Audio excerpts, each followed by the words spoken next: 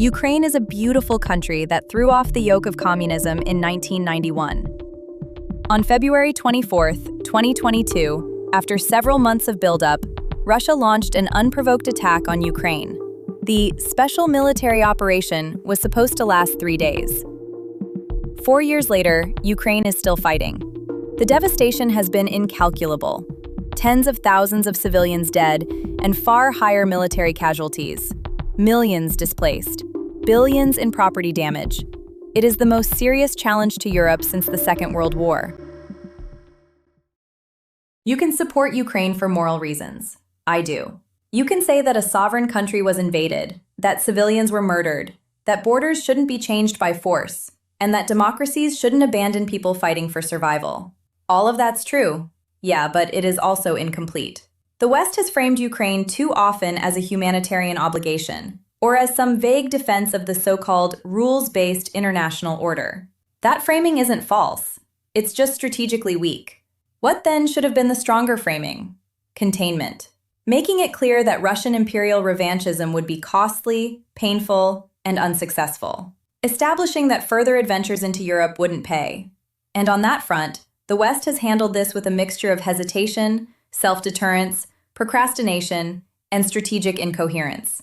The Ukrainians have performed admirably. Sadly, we've not. My name's Alice, and I'm going to talk about what we did wrong in Ukraine and how we can correct course. Like, subscribe, yada yada yada if you like the video. Just do it at the end. Nuff said. Hey, Lucy, Mommy's making a video. Shit. Crimea should have been the breaking point. In 2014, Russian GRU Spetsnaz and affiliated personnel in unmarked uniforms, little green men, entered Crimea and orchestrated its takeover. When pressed, Russian officials provided the cynical response that the soldiers were on vacation and that the Russians could not control what they did in their spare time.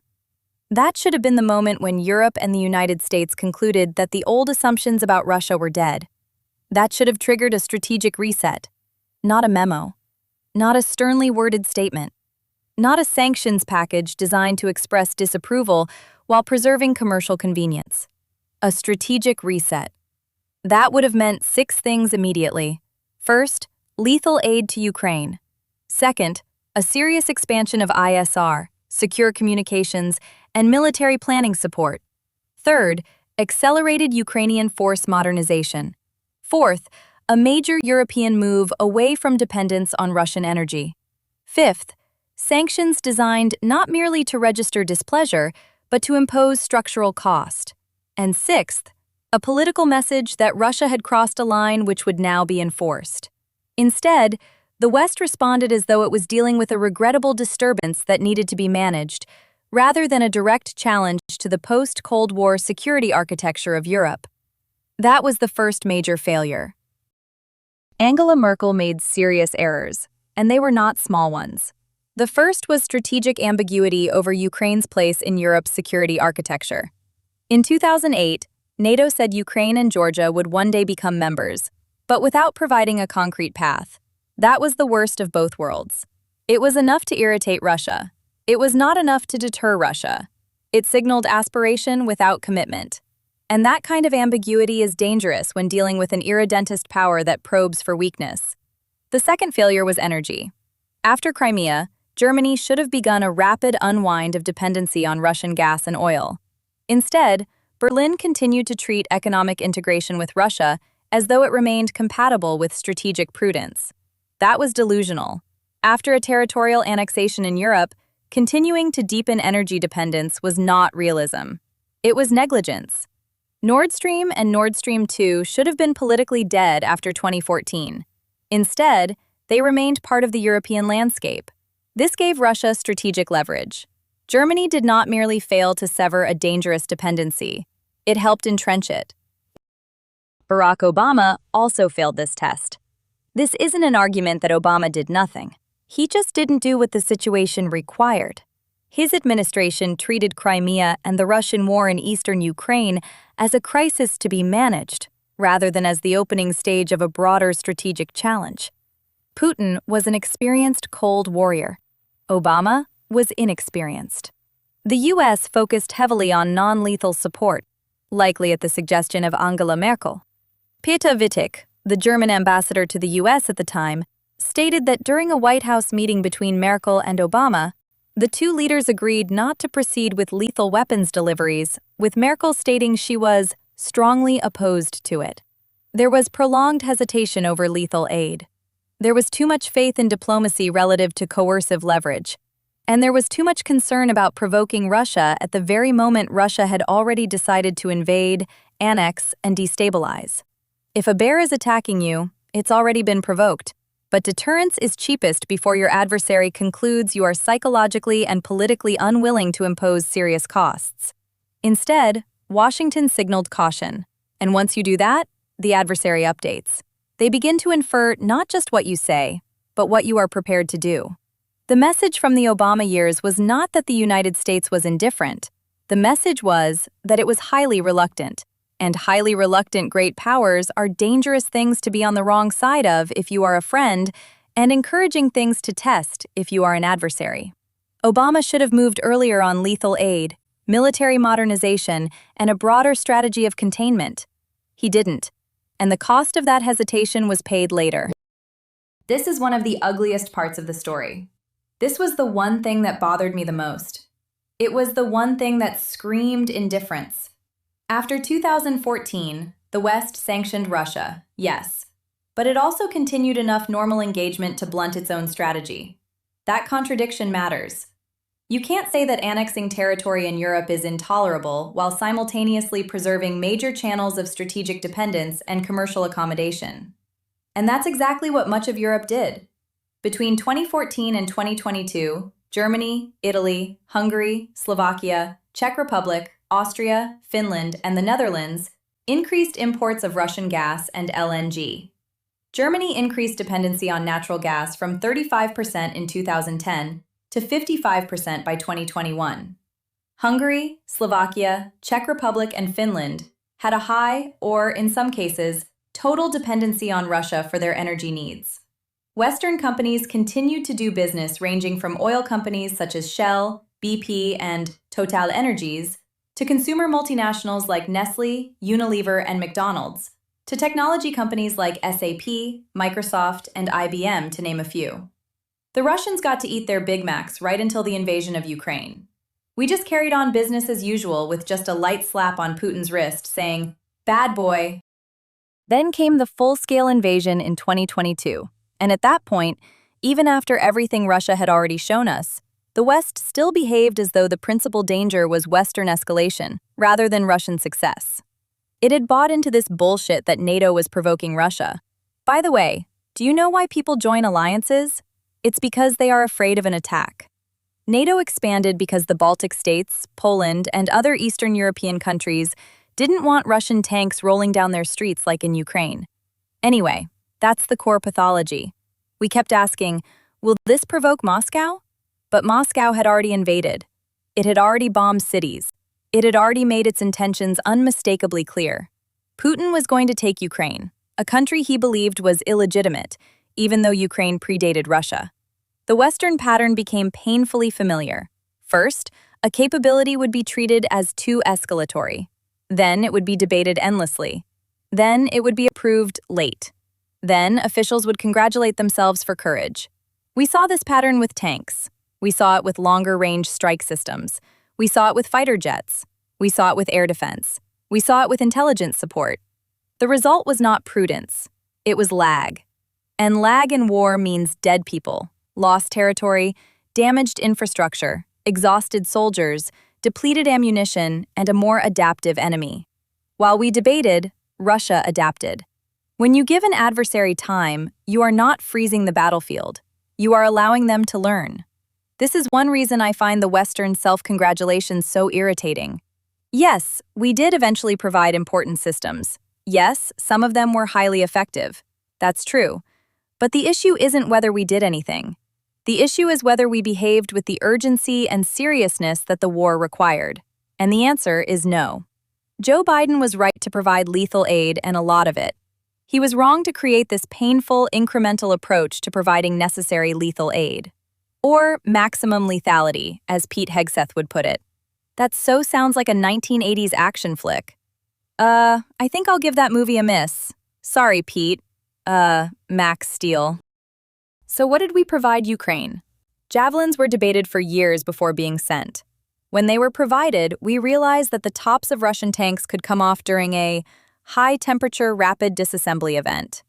HIMARS were eventually provided, and they proved valuable, but range restrictions and policy caution shaped how they could be used.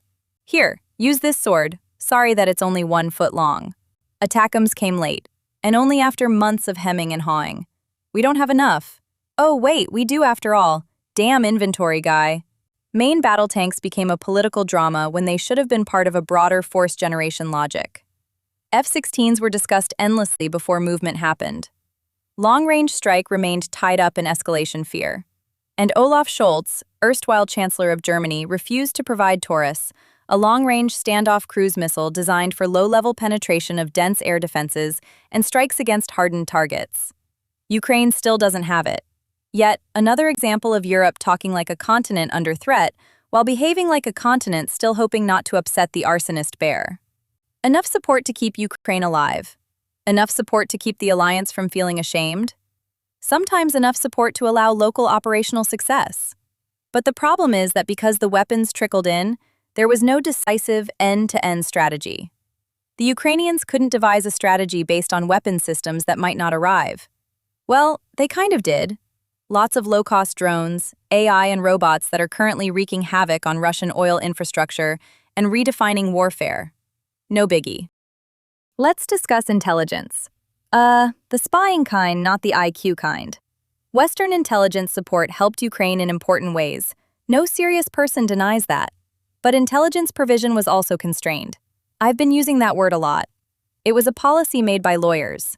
Providing direct, real-time targeting intelligence could make the US and NATO parties to the conflict under international law.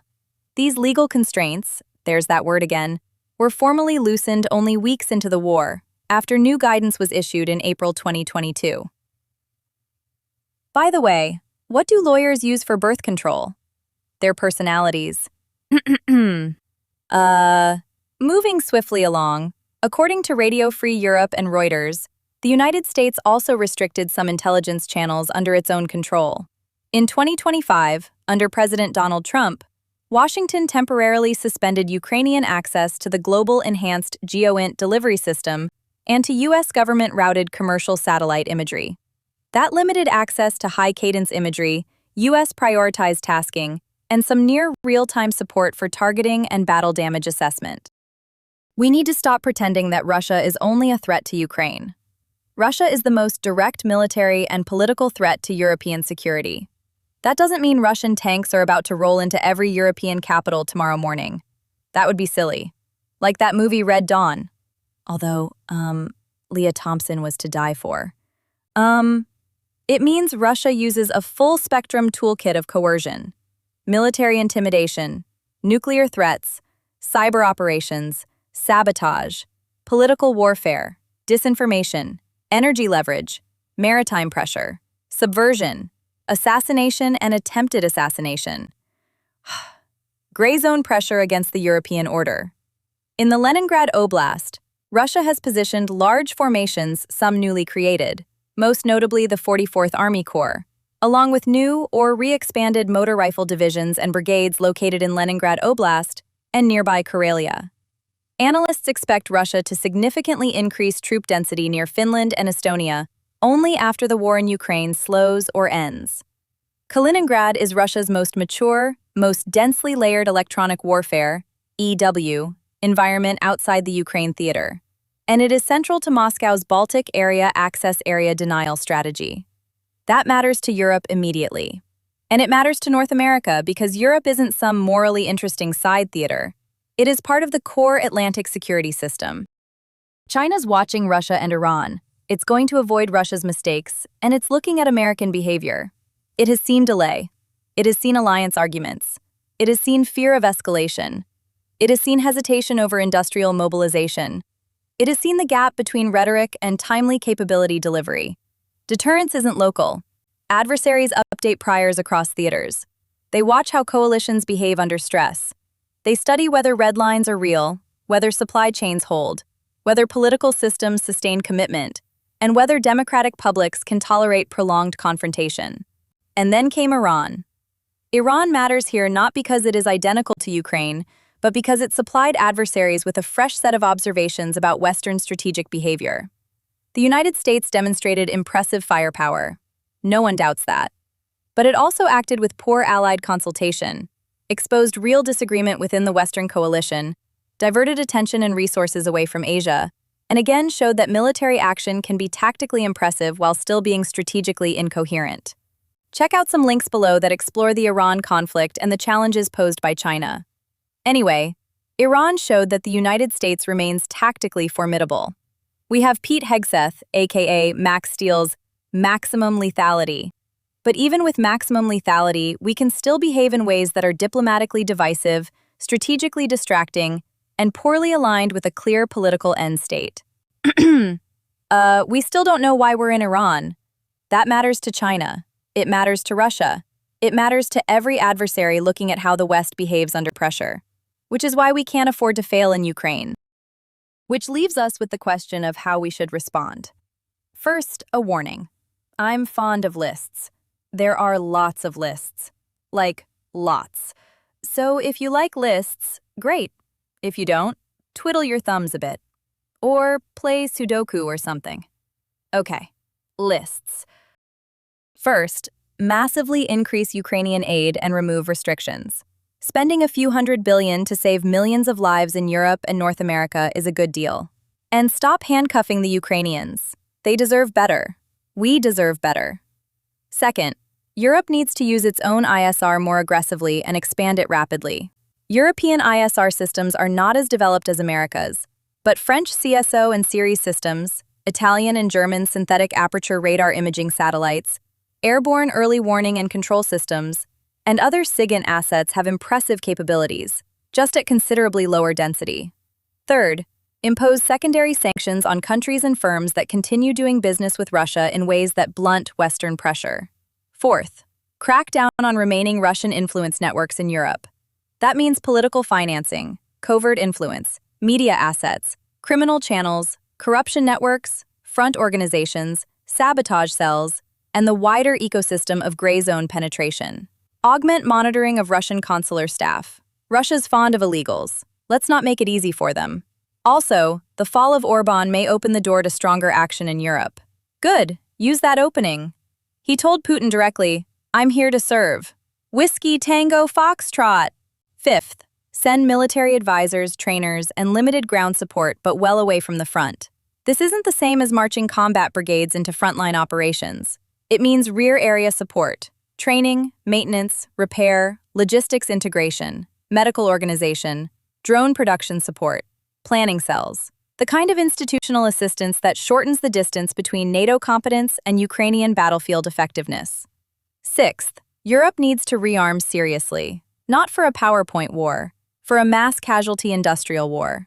In a conflict with Russia and China, contested airspace might remain a factor for some time, and the widespread use of drones means that World War I trench warfare isn't dead. Rearming means munitions depth, drone mass production, AI-enabled targeting and battle space management, hardened logistics, protected communications, counter-space resilience, ISR expansion, electronic warfare, suppression of enemy air defenses, medical surge capacity, casualty handling systems, civil defense, industrial mobilization, basically everything. Maximum lethality, starring Max Steel. Deus Vult, Mike Foxtrotter. Seventh, treat gray zone tactics as direct assaults on Europe and NATO. Stand by for the longest Mike Foxtrotting list of them all, the mother of all lists. Okay, here we go. Cyber attacks, sabotage, infrastructure attacks, disinformation campaigns, GPS interference, undersea cable threats, proxy agitation, political corruption, refugee weaponization, and covert action are not unfortunate background noise. They're weapons in active use, and they are being leveled at a rather supine Europe. Eighth, internalize the threat. Don't assume that Russia's apparent weakness in Ukraine translates to weakness in a future conflict with Europe. Ukraine has adapted to Russia. Russia has adapted to Ukraine. Sure, AI and drones are a thing, But Russia has an enormous advantage. Artillery ammunition production is 3 times that of Europe and America combined. So, supporting Ukraine is not charity. It's insurance against revanchist, irredentist powers like Russia and China. Internalize that. So you made it to the end. You get to see my lovely burgundy sofa again. I want to start by saying that the Ukrainians have fought with extraordinary competence, courage, and endurance. They deserve our admiration. At the start of the war, Zelensky said, "The fight is here. I need ammunition, not a ride." Man, they did their part. The West didn't. We dripped weapons. We whined about the fraction of our defense budgets we were devoting to Ukraine. Trump has spent $52 billion on a bullshit war that gets us nothing, and might even leave the IRGC better off. We framed the war badly. We told our citizens that we were doing the Ukrainians a favor, when every cent we were spending was for our defense. Crimea should have been the breaking point. Instead, it became the rehearsal. And now the stakes are even larger. Russia isn't just a threat to Ukraine. It is a threat to Europe and to the wider Atlantic system. China is watching how the West behaves under stress. Iran has already given adversaries a fresh set of observations about Western disunity and strategic incoherence. Failure in Ukraine wouldn't stay in Ukraine. It would reverberate outward. Slava Ukraiне!